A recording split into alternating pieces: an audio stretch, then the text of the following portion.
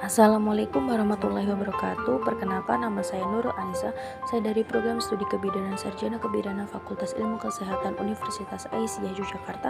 Di sini saya ingin mempresentasikan tugas fisiologi saya tentang sistem endokrin pada manusia. Sistem endokrin itu adalah sistem kelenjar tanpa saluran yang menghasilkan hormon tersimulasi di tubuh melalui aliran darah untuk mempengaruhi organ-organ lainnya. Ada klarifikasi kelenjar endokrin sebagai sentral dan perifer. Sebagai sentral ada kelenjar yang ada di dalam tengkorak yang merupakan bagian dari otak sebagai kelenjar hipotalamus, hipofisis, dan pineal. Secara umum yaitu sebagai penghasil hormon, mengontrol aktivitas, merangsang aktivitas pertumbuhan jaringan, mengatur metabolisme dan metabolisme zat. Fungsi dari hormon adalah mengendalikan proses-proses dalam tubuh manusia seperti metabolisme, oksidatif, dan perkembangan seksual. Dan yang kedua adalah menjaga keseimbangan fungsi tubuh. Jenis-jenis kelenjar dalam sistem endokrin ada hipotalamus. Hipotalamus menghasilkan hormon secara langsung, mengatur proses tubuh. Hormon-hormon ini melakukan perjalanan ke kelenjar pituitari yang menyimpan mereka sampai mereka dibutuhkan. Hormon termasuk hormon antidiuretik dan oksitosin. Hormon antidiuretik merangsang ginjal untuk menghemat air dalam memproduksi urin lebih pekat.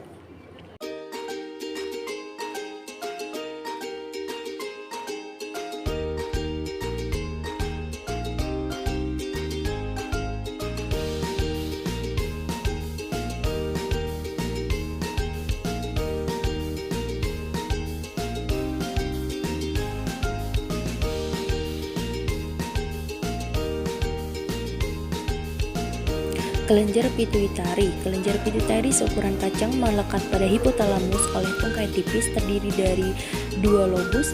Lobus posterior atau bagian belakang menyimpan hormon dari hipotalamus. Lobus anterior yaitu mengeluarkan hormon hipofisis, yaitu kebanyakan hormon hipofisis mengendalikan kelenjar endokrin lainnya. Selanjutnya adalah di sini ada yang namanya adalah hipofisis, disebut sebagai kelenjar pituitari, adalah kelenjar yang terletak di tengkorak dengan ukuran 10 x 13 x 6 mm. Istilah hipofisis berasal dari bahasa Yunani, yaitu berbaring di bawah. Kelenjar pituitari juga sebagai kelenjar induk.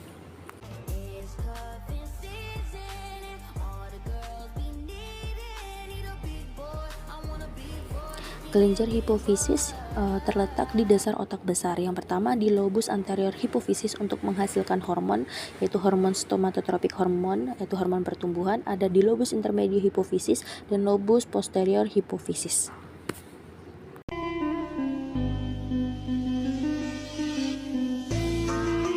Kelenjar tiroid terletak di kiri dan kanan di daerah faring dekat jakun. Kelenjar ini menghasilkan hormon tiroksin yang mengandung zodium, tridotironin, dan kalsironin. Kelebihan tiroksin pada orang dewasa mengakibatkan penyakit morbus Basedow, tandanya metabolisme meningkat, denyut jantung cepat, gugup emosional, dan pelupuk mata melebar.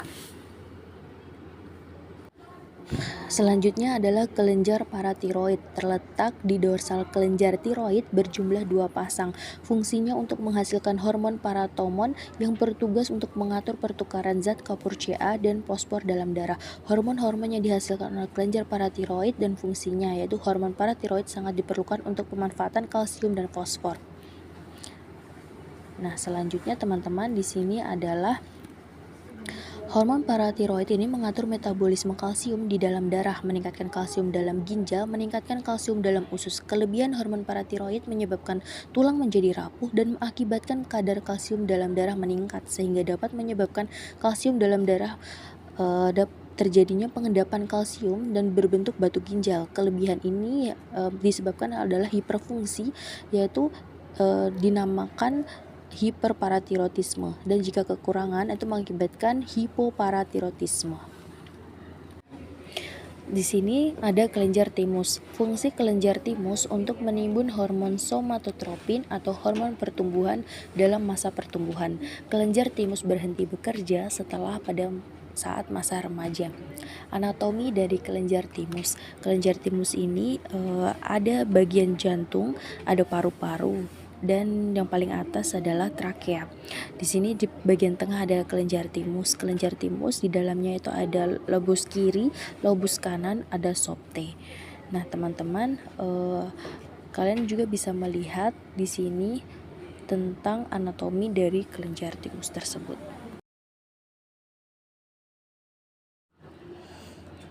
Selanjutnya adalah kelenjar adrenal. Kelenjar adrenal ini pada puncak ginjal. Kelenjar adrenal sering disebut sebagai kelenjar anak ginjal, terdiri dari 50 macam yang paling saling berkaitan dan bekerja antara kelenjar lain dan diatur oleh kelenjar pituitari. Fungsinya adalah memproduksi adrenalin, kerja otot, keseimbangan air dan mineral. Gangguan yang dikontrol kelenjar adrenal adalah radang, stres, asma, artritis, alergi, dan tekanan darah rendah.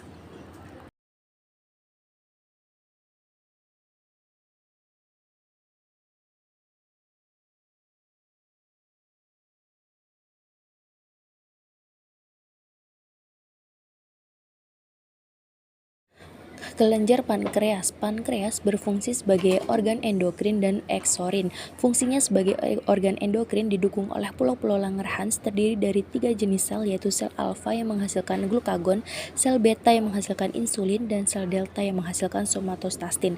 Efek pada hepar yaitu meningkatkan sintesis pada penyimpanan glukosa, menghambat glikogenesis dan ketogenesis, meningkatkan sintesis triserida dan asam lemak bebas di hepar. Organ kedua hormon ini adalah hepar, otot, dan jaringan lemak. Glukagon dan insulin memegang peranan penting dalam metabolisme.